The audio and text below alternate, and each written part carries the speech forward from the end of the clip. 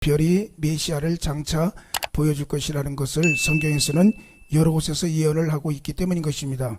민수기 24장 17절에도 내가 그를 보아도 가까운 일이 아니로다. 한 별이 야곱에게서 나오며 한 규가 이스라엘에서 일어나서 주권자가 야곱에게서 나와서 남은 자들을 그 성읍에서 멸절하리라 라고 예언을 하고 있고, 또한 요한계시록 22장 16절에도 나 예수는 교회들을 위하여 내 사자들을 보내어 이것들을 너희에게 증언하게 하노라.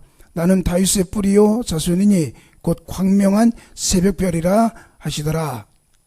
이와 같이 메시아의 탄생과 예수님을 광명한 새벽별로 혹은 별같이 예언하고 있기 때문인 것입니다. 이 별을 따라 동방에 살고 있는 박사들이 그 메시아를 만나기 위해서 기나긴 여행을 하는 내용들이 오늘 본문에 나오고 있는 것입니다. 예수님은 메시아 곧 그리스도로 오실 것을 구약 성경에 자그마치 350번이나 많은 성경 구절에서 예수님의 오심과 죽으심과 부활에 대해서 예언을 하고 있고, 또한 그 예수를 간절히 사모하고 온 열방이 메시아의 출생에 대해서 간절히 사모했음에도 불구하고 실제로 그 예수님이 이 땅에 오셨을 때는 별로 세상에서 축하를 받지 못하고 환영을 받지 못했던 사실을 성경을 통하여 알게 되는 것입니다.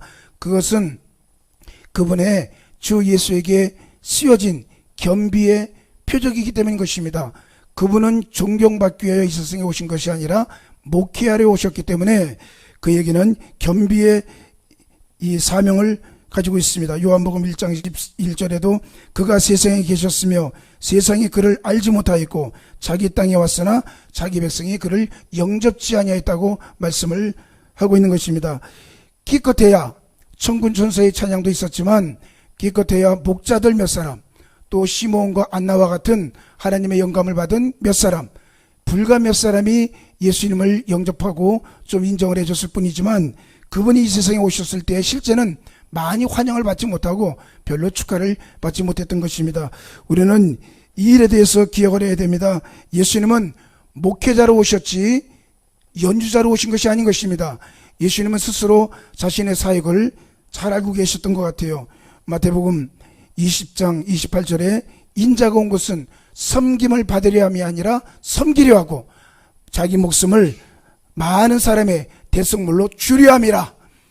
그분은 섬김을 받기 위해 이 세상에 오신 것이 아니라 섬기려 하고 많은 사람의 대속물로 자신을 주기 위하여 오셨다는 이 그에게 쓰여진 겸비의 이 사명을 잘 알고 계셨기 때문인 것입니다. 그러므로 성도 여러분, 우리도 우리의 위치를 기억해야 됩니다. 우리는 이 세상에 교회 와서 예배드리고 찬양하고 이 주일날 앉아서 하는 것이 우리에게는 사명이에요. 회피할 수 없는 사명인 것입니다.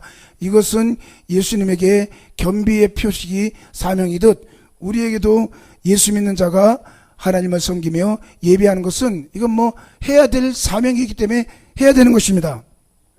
그런데 이때에 동방 박사들이 예수님을 영접하는 내용들을 살펴보면서 우리의 신앙은 어떻게 되는가를 한번 상고해 보고자 하는 것입니다. 제일 먼저 이 동방 박사들은 도전과 응전의 사람이었던 것입니다. 그들은 학식과 지식과 박사와 기술과 재능을 갖고 있었지만 그 모든 재능과 지식과 박사와 학위를 전부 영적인 도전과 응전에 사용하고 있었던 것입니다.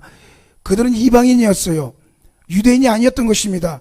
막상 동방 박사들이 예루살렘에 와보니 뜻밖의 유대인들이 아무도 관심이 없어.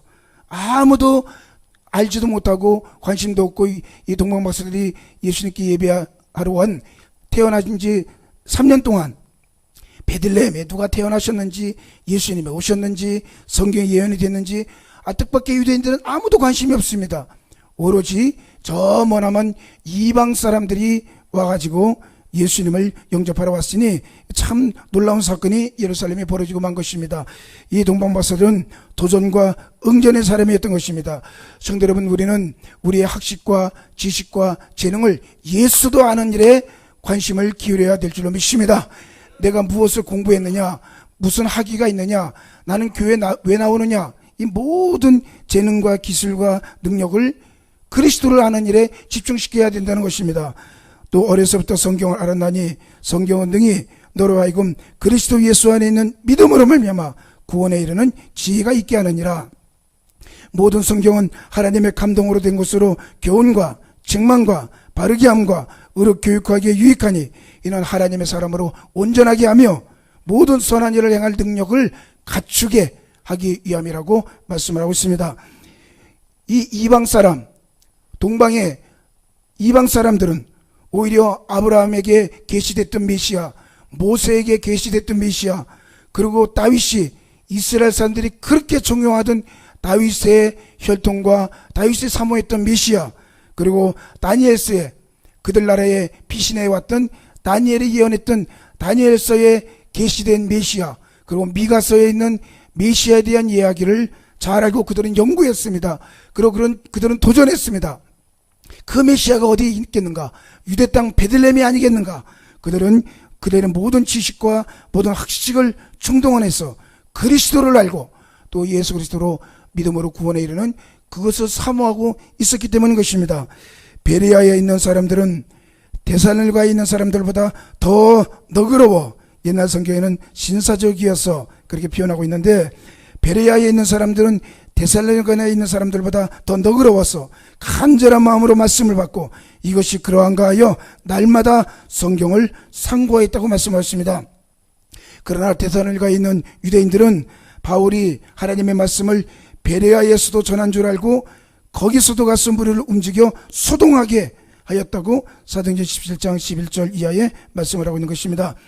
여러분, 우리는 이 성경을 통하여서 베레아 사람들처럼 너그럽고 신사적인 마음을 가지고 그것이 왜 그러한지, 왜 메시아가 이렇게 태어났어야 됐는지, 메시아가 나에게 무슨 의미가 있는지 이거를 연구하고 날마다 성경을 상고하고 왜 그것이 그러한가 하여 그들은 사모했다고 말씀을 하고 있는 것입니다. 그러므로 이 동방 박사들은 그 가슴 속에 도전과 응전의 마음이 있었습니다. 그들은 또한 꿈의 사람이었습니다. 그들은 그들이 갖고 있는 모든 학식을 동원해서 한 별이 나오는데 그 아주 특이한 별이 그들의 인생에 빛을 발하면서 그 유대 땅에 특별한 인물이 나올 것을 예언하고 있는 것을 바라보고 그들은 꿈을 가졌습니다. 다 자기의 인생에 먹고 사는 일에 관심이 있지만, 그러나 이들은 하나님께서 계시된 메시아, 이 인류사에 우리에게 소망과 꿈을 줄 수 있는 메시아에 대한 간절한 마음의 꿈을 가졌던 것입니다. 그리스도의 탄생은 천사들에 의해서 불과 유대 목자들에게 계시되었고 또한 별빛에 의해서 이방 철학자들에게 알려지게 된 것입니다. 하나님은 그들이 알아들 수 있는 언어로 말씀하셨습니다. 그들은 늘 별만 바라보고 있으니까 하나님께서 별을 통하여 징조와 사시와 계시와 말씀을 주사 이 별을 따라 하나님이 이 메시아를 만나게 하실 것을 말씀하고 있습니다. 때로는 우리의 여러 가지 직업, 음악을 하는 사람은 음악을 통해서 예수님을 만나게 하시고, 또 철학을 하는 사람은 자신의 직업을 통해서 하나님 우리에게 늘 말씀하시는데, 이 동방박사들은 자신들이 갖고 있는 학식을 통하여 하나님의 계시하시되 믿음으로 이 예수 그리스도를 만나게 된 것입니다. 한번 따라서 합시다. 믿음으로. 히브리서 11장 4절에 믿음으로 노아는 아직 보이지 않는 일에 경고하심을 받아 경외함으로 방주를 예비했다고 말씀하고 있습니다. 믿음으로 아브라함은 부르심을 받았을 때 순종하여 갈 바를 알지 못하고 나아갔으니 이는 하나님의 예비하신 도성을 바라보았습니다. 이 믿음으로 그들은 갈 바를 알지 못하고 갔어요. 그 하나님의 마음의 부르심을 주셔서 노아는 이 대낮에 무슨 방주를 짓느냐, 그렇지만 보이지 않는 일에 경고하심을 받았기 때문에 그 별빛이 그들에게 반짝 방주를 준비하라 하여 순종하여 방주를 예배했더니 그 방주를 인하여 자기 집안 식구가 다 사는 역사가 일어나게 된 것입니다. 동방박사나 노아나 아브라함이나 다 똑같은 사람들입니다. 그들은 다 믿음으로 산 사람들인 것입니다. 보이지 않는 일에 순종하여 갈 바를 알지 못하고 나아갔지만 하나님께서 그 믿음을 보시고 장차 그 믿음을 통하여 가족과 가문과 인생을 살려주시고 복을 내려주신 것입니다. 또한 나아가 이 동방박사들은 그냥 믿음만 갖고 있는 것이 아니고 꿈만 갖고 있는 것이 아니라 열정의 사람들이었던 것입니다. 성경은 스스로 찾아 나섰다라고 말씀하셨습니다. 언젠가 메시아가 출생했다는 얘기를 듣겠지. 언젠가 뭐 책에 한 번쯤 나오겠지. 언젠가 그런 얘기가 들려지겠지. 그렇게 그냥 마냥 기다리는 사람들이 아니라 알고 싶은 열망이 굉장히 간절했어요. 우리가 직접 보자. 직접 가보자. 우리가 직접 가서 그 별빛을 따라 그 메시아를 만나보자 하는 열정을 이 동방박사들이 갖고 있었다는 사실에 대해서 놀라게 된 것입니다. 진실로 그리스도를 알고 그를 찾기에 열망하는 사람들만이 그리스도를 만날 수가 있는 것입니다. 그에 따르는 고통과 위험을 개의치 않았어요. 소문으로만 족하지 아니하고 그들은 구하고 찾고 문을 두드리고 나아가고 헌신하고 하니까 하나님께서 이 동방박사에게 문을 열어주사 별빛을 따라서 여러분 비전과 꿈을 주시고 그 길을 이어가게끔 하신 것입니다. 3명의 동방박사들이 예루살렘에 갈 때 무지무지한 세월입니다. 자그마치 3,000km를 걸어가야 됩니다. 비행기나 배나 이런 교통시설이 있는 것이 아닙니다. 낙타에 타고 3,000km를 걸어가야 되는데 이건 막 감당할 수 없어요. 돈은 돈대로 나가지, 직업은 직업대로 제쳐놔야지, 카드를 써도 카드도 받지도 않지. 이 뭐 3,000km를 가야 되니, 그 세 사람이 성격도 다양한 사람들, 한 사람은 앞서가자, 한 사람은 좀 돌아보며 가자, 한 사람은 또 중용에서 붙잡아주고 셋이서 가는데 이 동방박사들이 베들레 예루살렘까지 갈 때 대단한 고통과 역경이 따르게 되는 것입니다. 그러나 그들은 믿음으로 이 일에 도전하며 나아가게 된 줄로 믿습니다. 박사들이 예루살렘에 이르러 말하되 유대인의 왕으로 나신 이가 어디 계시냐? 우리가 동방에서 그의 별을 보고 그에게 경배하러 왔노라. 성도 여러분, 우리는 우리의 인생에 이 동방박사의 심정을, 아니 동방박사가 아니더라도 노아도 그렇고 에녹도 그렇고 아브라함도 그렇고 성경의 모든 인물들이 하나님께서 별빛을, 사명과 비전을 주셔서 가야 됩니다. 우리는 지난 올해 참 여러 가지 추억 중에 인도네시아 갔다 온 추억이 기억이 납니다. 가보자, 가서 해보자. 그러고 갔는데 참 성회도 잘하고 은혜롭게 잘 마쳤는데 이 마지막 날 관광을 잠깐 그 지역을 도는데 어떤 사람이 자꾸 와서 음료수 사 먹으래. 틀림없이 그 음료수가 물이 좋지 않을 것 같은데 개인이 마음에 불쌍히 여긴 마음을 가지고 음료수 하나씩 사 먹었는데 그 배탈이 나가지고 아이고 어디죠? 그 인도네시아 사람들이 그 물이 좋은 물도 아닌데 거기에 뭘 타가지고 주스라고 갖다 줬는데 그걸 괜히 먹었어. 안 먹는다 거부하다가 마지막에 불쌍해서 하나 사줬는데 그 배탈이 나가지고 같이 갔던 사람들이 전부 그날 밤새 설사하고 지금까지도 고생했던 적이 기억이 납니다. 근데 동방박사들이 그랬을는지도 몰라요. 이 어마어마한 거리를 여행을 해서 예루살렘까지 오는데 먹는 것, 마시는 것, 이게 보통 일 아닙니다. 그러나 도전하고 열정을 가지고 찾아놨으면 하나님께서 기어코 멸관을 쓰게 해주시는 것입니다. 그들은 굉장히 기뻤어요. 예루살렘에 오면 메시아가 왔다, 우리가 별을 보고 왔다, 그러면 예루살렘 사람들이 와 하고 박수를 치며 기뻐할 줄 알았어요. 근데 와보니까 반응이 굉장히 썰렁해. 뜻밖의 굉장히 썰렁하게 됩니다. 아무도 관심이 없고 아무도 모르고 있었습니다. 그러자 이 동방박사들이 굉장한 충격을 받게 된 것입니다. 오히려 교회 안에 성도들이 더 무지합니다. 세상은 교회를 향한 기대감이 있고 예수 믿는 사람에 대한 기대감이 있는데 교회 안에서는 오히려 더 성경을 읽지 않고 더 기도하지 않고 하나님을 사모하지 않는 이 무지함이 우리에게 있다는 것을 회개해야 될 줄로 믿는 것입니다. 이들은 동방에서부터 그의 별을 보고 왔다고 오늘 본문의 말씀을 같이 한번 읽어보겠습니다. 2장 1절 2절 시작. 헤로드 왕 때 예수께서 유대 베들레헴에서 나심에 동방으로 또 박사들이 예루살렘에 이르러 말하되 유대인의 왕으로 나시니까 어디 계시냐? 우리가 동방에서 그의 별을 보고 그에게 경배하러 왔노라. 아멘. 우리 찬송가 123장 같이 한번 다 펴보세요. 그래서 찬양 한번 합시다. 123장.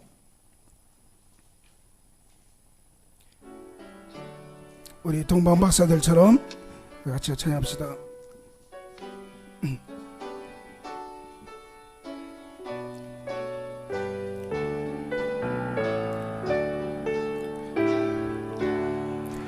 저들 밖에 한밤중에 양뜸에 자던 목자들 전사들이 전하여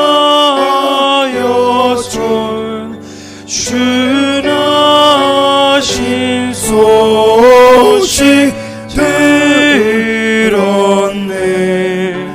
노엘 노엘 노엘 노엘 이스라엘 왕이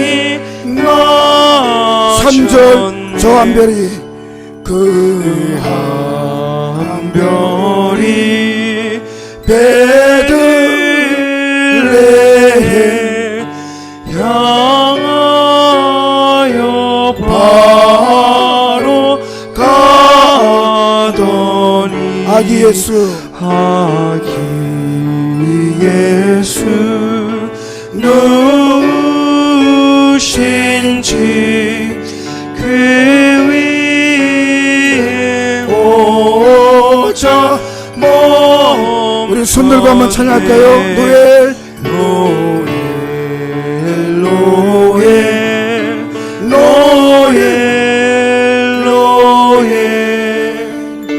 이스라엘 왕이 나셨네. 저 동방에 저 동방에 박사들이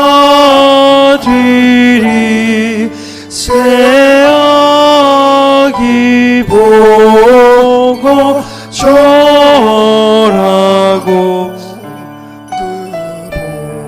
오배합 다 열어서 새같이 예물 드렸네. 노엘 노엘 노엘 노엘 이스라엘 왕이 나셨네. 할렐루야. 이러자 예루살렘에 오자 헤롯과 온 예루살렘이 듣고 소동하였다고 말씀을 하고 있습니다. 동방의 박사들이 와서 메시아가 왔다고 외치는데 헤롯이 매우 당황하게 되었던 것입니다. 헤롯이 메시아와 그의 왕국 혹은 구약의 예언들, 다니엘이 예언했던 그 날짜에 대해서 그가 모를 리가 막문입니다. 그는 굉장히 치밀한 사람이고 건축의 대가이고 아주 현명한 아주 간사한 사람이 헤롯이었는데 그가 성경에 예언된 메시아의 예언에 대해서 모를 리가 막문입니다. 그런데 뜻밖의 이 동방의 박사들이 와서 외치자 대단히 당황하고 놀랐던 것입니다. 온 예루살렘과 헤롯이 함께 소동하며 라고 말씀을 하고 있습니다. 이 동방의 박사들은 굉장히 충격을 받았습니다. 헤롯이 당황할 수는 있겠지만 어떻게 온 예루살렘과 헤롯이 함께하여 이 예수 그리스도의 탄생에 대해서 당황하고 소동을 하고 있는지 굉장히 오히려 더 놀랐을 것입니다. 여러분, 그들은 새 왕, 새 메시아가 출생함으로 인하여 그들의 신변과 그들의 인생에 나쁜 결과가 미치지 않을까, 매우 불안했지 않을까 생각이 됩니다. 그래서 오늘 이 성경을 말씀하시기로 왕이 모든 대제사장과 백성의 서기관들을 모아 그리스도가 어디서 나겠느냐 물으니 이는 유대 땅 베들레헴에 오니 이는 선지자로 이렇게 기록되었다고 말씀을 하고 있습니다. 같이 한번 읽어보겠습니다. 2장 5절 이르되 유대 베들레헴이오니 이는 선자도 이렇게 기록된 바 유대 땅 베들레헴아 너는 유대 고을 중에 가장 작지 아니하도다. 네게서 한 다스린 자가 나와서 내 백성 이스라엘의 목자가 되리라 하였음이니라. 아멘. 베들레헴은 다윗의 고향으로 또한 예수 그리스도가 다윗의 후손으로 태어날 것을 성경이 예언하고 있는 것입니다. 요한복음 7장 42절에도 성경에 이르기를 그리스도는 다윗의 씨로 또 다윗이 살던 마을 베들레헴에서 나오리라 하지 아니하였느냐. 이와 같이 대제사장이나 헤롯이나 온 예루살렘이 다윗의 씨에서 베들레헴에 태어날 것을 그들은 너무나 잘 알고 있었던 것입니다. 이 베들레헴은 떡집이라는 뜻을 갖고 있습니다. 한번 따라서 합시다. 베들레헴 떡집. 예수님은 자신이 하늘에서 내려온 떡인 것을 성경에 늘 고백을 했습니다. 내 아버지께서 너희에게 하늘로부터 참 떡을 주시나니 하나님의 떡은 하늘에서 내려 세상에 생명을 주는 것이라. 그들이 이르되 주여 이 떡을 항상 우리에게 주소서. 예수께서 이르시되 나는 생명의 떡이니 내게 오는 자는 결코 줄이지 아니할 터이요 나를 믿는 자는 영원히 목마르지 아니하리라. 이와 같이 우리는 성경을 펴서 예수님의 사역과 말씀을 읽을 때 생명의 떡을 먹을 수가 있는 것입니다. 또한 이 베들레헴은 유대 고을 중 가장 작은 지역이지만 여기서부터 메시아 곧 그리스도가 나올 것을 미가서 5장 2절에도 예언하고 있는 것입니다. 베들레헴은 다윗이 왕으로 등극할 때 이 베들레헴은 다윗의 영광이요 멸관인 것을 알 수 있고 이 베들레헴을 다윗이 무척 사랑한 것을 알 수 있습니다. 사무엘하 23장 15절에 다윗이 소원하여 이르되 베들레헴 성문 곁 우물 물을 누가 내게 마시게 할까 하며 세 용사가 블레셋 사람의 진영을 돌파하고 지나가서 블레셋 성문 곁 우물물을 길러가지고 다윗에게로 가져왔으나 다윗이 마시기를 기뻐하지 아니하고 그 물을 여호와께 부어드리며 이르되 여호와여 내가 나를 위하여 결단코 이런 일을 하지 아니하리이다. 이는 목숨을 걸고 갔던 사람들의 피가 아니니까 하고 마시기를 즐겨하지 아니하니라. 세 용사가 이런 일을 행하였더라. 이와 같이 사무엘하 23장 15절에서 17절에 말씀을 하고 있는 것입니다. 베들레헴은 이와 같이 생명수가 솟아나는 곳이기도 하고 여기는 그 용사들의 희생과 헌신이 있기도 하고 다윗은 그 물을 하나님께 드림으로 하나님께 예배하는 이러한 추억과 헌신과 용기가 있는 자리가 바로 베들레헴이었고 이 베들레헴에서 메시아가 출생할 것을 성경은 여러 곳에서 예언하고 있는 것입니다. 그런데 헤롯은 이 사실을 잘 알매도 불구하고 그는 마음의 주를 섬기려는 마음이 없이 박사들을 가만히 불러 계계를 짜는 장면이 나오고 있습니다. 한번 또 읽어봅시다. 마태복음 2장 7절 8절 시작. 이에 헤롯이 가만히 박사들을 불러 별이 나타난 때를 자세히 묻고 베들레헴에 보내며 이르되 아기에게 떼어 자세히 알아보고 찾거든 내게 구하여 나도 가서 그에게 경배하게 하라. 할렐루야. 이 베들레헴과 예루살렘 거리는 불과 10km밖에 되지 않습니다. 걸어서 가고자 하면 얼마든지 쉽게 갈 수 있는 곳이 바로 베들레헴인 것입니다. 그러니 헤롯은 만일 그가 진실로 예수님을 경배하고자 하는 마음이 있었으면 금방 걸어서 박사들과 더불어 갈 수 있을 것이고 예수님을 영접할 수도 있었을 것입니다. 그럼에도 불구하고 그는 입술로는 존경하나 마음으로는 그리스도를 존경하지 않는다고 말씀하신 예언처럼 이 헤롯은 진심을 다하지 않았던 것입니다. 우리는 주를 섬길 때 온 마음을 다하고 힘을 다하고 뜻을 다하여 주 너희 하나님을 사랑하라 하셨으니 우리는 입술로만 존경하고 마음이 떠난 이런 헤롯과 같지 아니하고 마음을 다하고 힘을 다하고 뜻을 다하여 만일 경배하고자 하면 얼마든지 가서 할 수 있는 이러한 온 힘을 다한 주님을 송축하는 성도가 되시기를 주의 이름으로 축복합니다. 어떤 청년이 크리스마스 날 교회를 나오고 나서 고요한 밤 거룩한 밤에 대한 굉장한 은혜를 받고 그래서 그 청년은 1년 12달 찬송을 고요한 밤 거룩한 밤만 불렀다고 합니다. 7월달 한여름철에도 창문을 열어놓고 고요한 밤, 거룩한 밤, 그리고 가을철 낙엽이 떨어지는 가을철에도 창문을 열어놓고 걸어다니면서도 고요한 밤, 거룩한 밤. 그래서 그 청년의 별명이 고요한 밤, 거룩한 밤 청년이 됐어요. 1년 내내 그 노래만 부르는 겁니다. 그랬는데 그 찬양을 가만 읽어보면 진짜 그 안에 신앙이 담겨져 있습니다. 우리는 너무 소동해. 예루살렘과 헤롯이 그 섬길 마음도 없고 마음을 다하는 마음도 없고 희생할 마음도 없이 막 소동만 떨고 있습니다. 그런데 이 찬송 가사에 보면 이 고요한 밤 거룩한 밤 주 예수 나신 밤 우리는 주님을 겸비하게 섬기는 그런 내용들이 나와 있습니다. 한번 불러봅시다. 찬송가 109장입니다. 109장. 이 가사가 너무 좋아서 한번 같이 불러보겠습니다. 109장.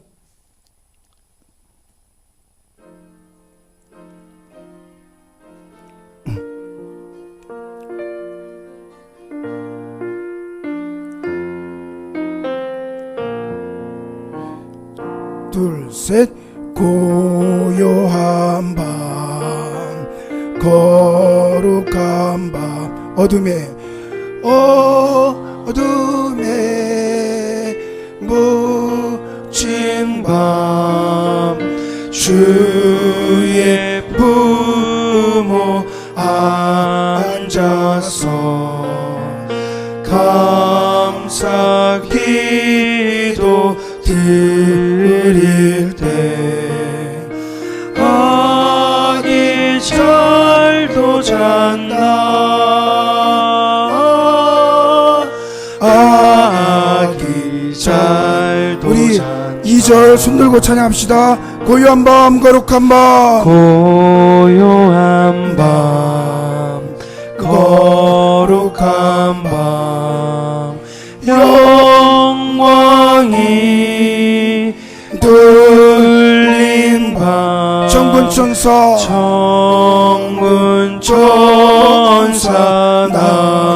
나타나 기뻐 노래 불렀네. 구주나셨도다. 구주나셨도다.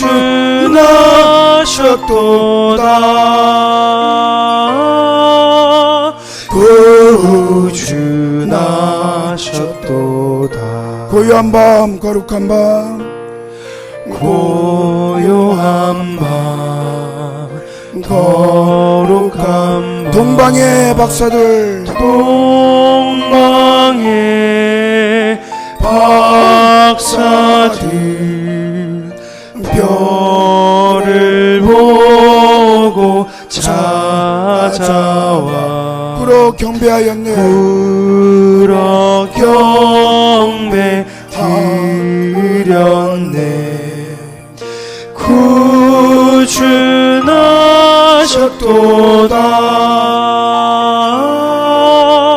구주나셨도다. 4절입니다. 고요한 밤 거룩한 밤, 고요한 밤, 거룩한 밤, 주 예수 나신 밤, 주 예수 나신 밤, 세라의 얼굴 방체가 세상 빛이 되셨네. 세상 빛이 되셨네. 구주나셨도다.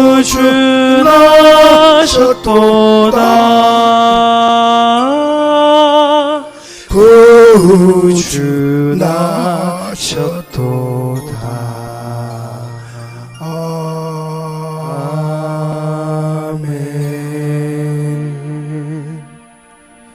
여러분, 우리 성탄절 주간만이라도 소동함과 요동함을 좀 내려놓고 고요한 밤 거룩한 밤 경건이 우리 안에 임하기를 주의 이름으로 축복합니다. 뭘 알지도 못하고 알 마음도 없고 마음과 정성도 없이 막 소동만 떠는 이 헤롯과 온 예루살렘을 분받지 말고 이 고요한 밤 거룩한 밤 주 예수 나신 밤 경건과 찬양을 가지고 성경을 읽어보고 찬양하고 주를 영접할 수 있는 이러한 시간이 되면 참 좋을 듯 싶은 것입니다. 마지막 세 번째는 이러한 과정 속에서 아기 예수에게 경배하는 박사들의 모습이 이제 9절 이하에 나오고 있는 것입니다. 동방 박사들은 아기를 찾으려는 하나님의 계시를 받고 별빛을 따라 예루살렘에 왔어요. 예루살렘에서 굉장히 환대를 받고 온 유대와 예루살렘이 크게 기뻐할 줄 알았는데 이거 와보니까 뜻밖의 결과를 안고 굉장히 허무한 마음을 가지고 헤롯도 혹은 정말 주님을 섬겨야 될 사람들은 아무도 없고 이 동방박사 세 사람만 베들레헴으로 피곤한 발걸음을 갖고 있는 것입니다. 그들은 그리스도를 경배하기 위하여 이방인으로서 먼 나라에 왔습니다. 그런데 그리스도의 친족인 실제 그리스도의 자기 백성들은 영접하지 아니하고 한 걸음도 옮기지 않았다는 사실에 놀랄 뿐인 것입니다. 메시아를 환영하기 위해 베들레헴 땅에 예수님이 탄생한다는 것을 알면서도 바로 지척에 걸어서 1시간만 가면 갈 수 있는 바로 지척에 이웃성읍에 아무도 가지 않았습니다. 그러나 여러분, 그럴지라도 여러분 내 안에 그리스도가 계신 것을 알고 나 스스로도 주님을 섬길 수 있는 성도가 되기를 주의 이름으로 축복합니다. 박사들이 왕의 말을 듣고 갈새 동방에서 보던 그 별이 문득 갑자기 앞서 인도하여 가다가 아기 있는 곳에 머물러 서 있었다고 오늘 마태복음 2장 9절에 말씀을 하고 있습니다. 그들은 매우 실망한 마음을 가지고 베들레헴에 가고 있는데 갑자기 그 별빛이 다시 나타나서 문득 그들을 앞서가고 있는 것입니다. 여러분, 우리가 인간의 몸을 가지고 최선을 다하면, 믿음을 포기하지 않으면 하나님의 특별한 방법으로 우리를 인도하신다는 사실을 믿으시길 바랍니다. 하나님이 주신 비전은 결코 끝나지 않습니다. 하나님의 별빛을 통하여 그들에게 지혜와 총명을 주셨다면 하나님이 끝까지 그들의 믿음을 포기하지 않는 한 그 별빛은 그들을 앞서가며 끝까지 인도하는 것입니다. 왜 예루살렘에 가가지고 그 요란함을 가지고 소동을 벌이다가 마음의 꿈도 잃어버리고 별빛도 잃어버리고 신앙도 잃어버리고 이게 뭔가 하고 좌절해 있는 동방박사들이 다시 베들레헴에 가니까 하나님이 다시 그들에게 별빛을 통하여 문득 앞서 그 별이 그들을 인도하여 가다가 아기 있는 곳에 머물러 섰다고 말씀을 하고 있는 것입니다. 성도 여러분, 우리는 우리의 의무가 이것이 우리에게 주어진 숙명이라면 예배하고 기도하고 하는 일이 이 내일의 숙명일진데 무엇을 가르는지 알지 못하느라 내 육신을 떠나 하나님과 함께 있는 것이 좋사오나 그렇다고 예수님께 갈 수도 없고 이럴 수도 저럴 수도 없을 때는 그냥 가는 겁니다. 이게 내 숙명이기 때문에 그냥 가는 겁니다. 내가 섬김을 받으려 함이 아니라 섬기려 하고 자기 목숨을 많은 사람의 대속물로 주기 위하여 오신 것이 예수님의 숙명이기 때문에 그 길 가야 돼요. 근데 그 하나님께서 우리에게 능력을 주시고 우리를 인도해 주신 것입니다. 갑자기 사라졌던 별빛이 다시 그들에게 돌아와서 그들을 인도하는 점이 나오고 있습니다. 이는 동방박사뿐만 아니라 성경의 모든 인물들이 그렇습니다. 어둠 속에서 하나님 나 좀 살려주세요 하고 야곱이 천사와 씨름했을 때 그의 환두뼈는 부러지고 지렁이 같은 야곱이 되었지만 그 쩔뚝거리는 야곱이 이스라엘이 될 줄은 누가 알았겠습니까? 그러므로 우리가 하나님 앞에 충성을 다하면 그 별빛은 반드시 우리와 함께하고 우리를 소망의 항구로 인도하신다는 사실을 믿으시기를 바랍니다. 하나님은 빛이신 것입니다. 그 안내자가 앞서가게 됩니다. 베드로후서 1장 9절에 우리에게 확실한 예언이 있으니 어두운 데서 비치는 등불과 같으니 날이 새어 샛별이 너희 마음에 떠오르기까지 너희가 이것을 주의하는 것이 옳으니라. 그러므로 고요한 밤 거룩한 밤 주 예수 나신 밤 새벽에 일어나서 다 소란한 TV소리 세상소리 다 제껴놓고 고요한 밤 거룩한 밤 주 예수 나신 밤 경건과 믿음과 신앙을 가지고 눈을 감고 내 마음속에 인생에 대한 소망, 예수 믿는 소망이 무엇인지 샛별이 떠오를 때까지 기도하면 어둠이 물러가고 우리 마음속에 믿음, 소망, 사랑의 샛별이 빛나게 되는 것입니다. 그러자 그들이 매우 기뻐하는 장면이 오늘 2장 10절에 나오고 있습니다. 같이 읽겠습니다. 마태복음 2장 10절 10절에서 11절 시작. 그들이 별을 보고 매우 크게 기뻐하더라.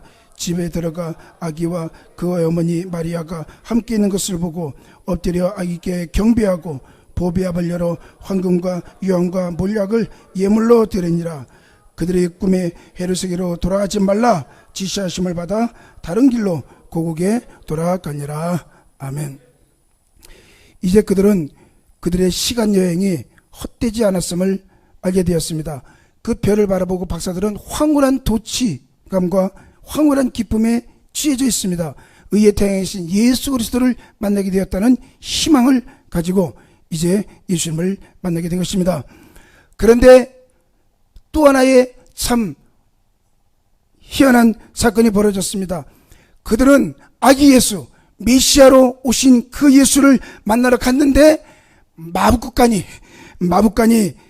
그 아기 왕의 궁전이었으며 그에 딸린 수행원들이라고 하는 것은 기껏 초라한 그의 어머니 마리아 그리고 양떼와 소떼 몇 마리만이 수행원이 돼서 아기 예수 왕을 맞이하고 있으니 이것도 동방박사들은 딜레마에 빠질 수 있는 것입니다.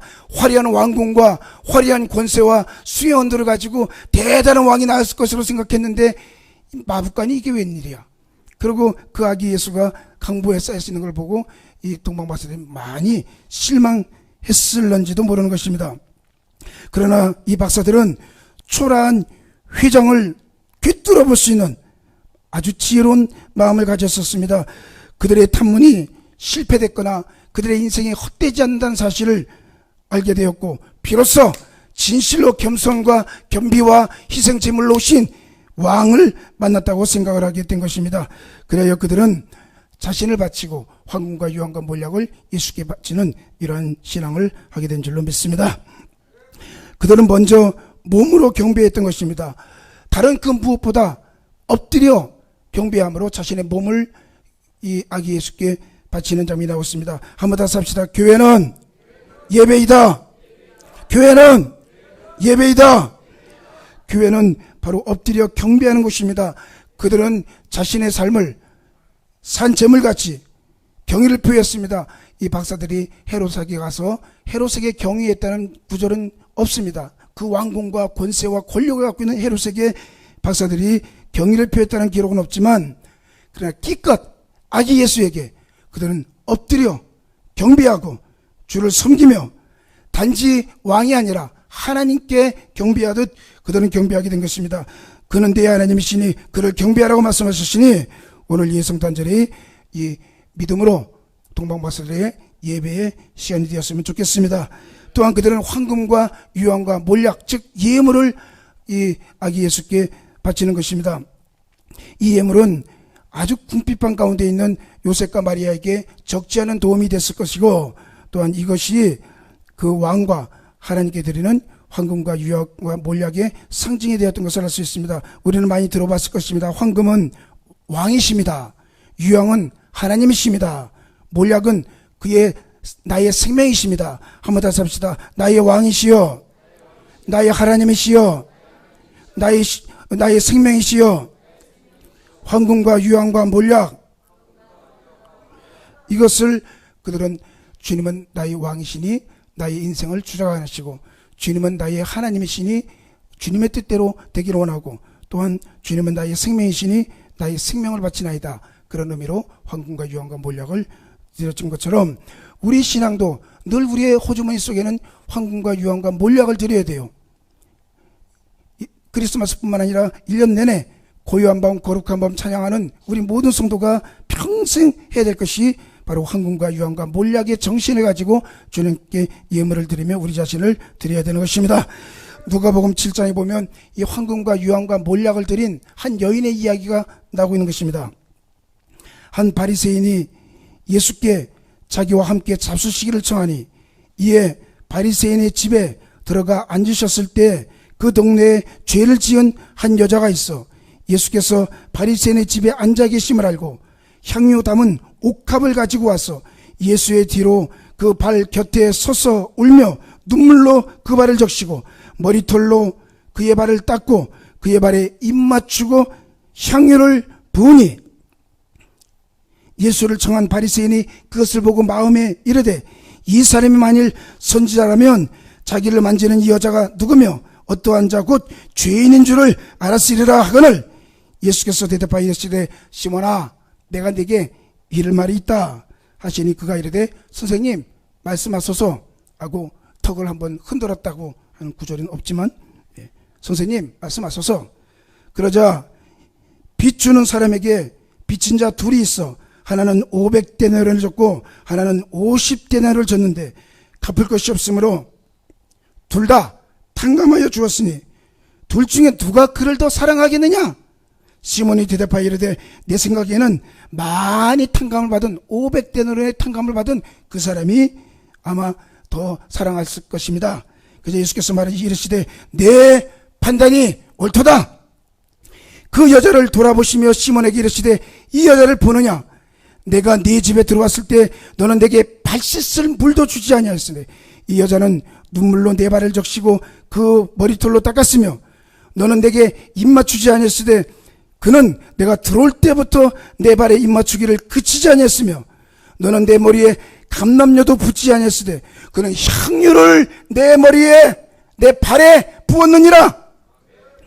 그러므로 내가 네게 이르노니 그의 많은 죄가 사해졌도다. 이는 그의 사랑함이 많음이라. 사랑을 받는 일이 적은 자는 적게 사랑하느니라. 이에 여자에게 이르시되 네 죄사함을 받았느니라 하시니 함께 앉아있는 자들이 속으로 말하되 이가 누구이기에 죄도 사하였는가 하더라.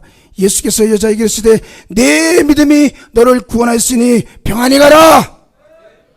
성도 여러분, 우리 교회 우리 모든 성도가 올해 1년 내내 또 지금까지 황금과 유황과 몰약을 드린 이 여인처럼 우리는 감염도 붙고 우리는 온 힘을 다하여 주를 섬겼습니다. 주님께서 여러분과 저에게 멸관을 반드시 주실 것이고 또 내 죄사함을 받았다고 칭찬하실 것이고 또 네 믿음대로 구원받을 지어다 하신 이 주의 음성이 우리 가운데 들려지게 될 것입니다. 우리는 평생 우리의 손에 황금과 유황과 몰약의 정신을 가지고 살아가야 되는 것입니다.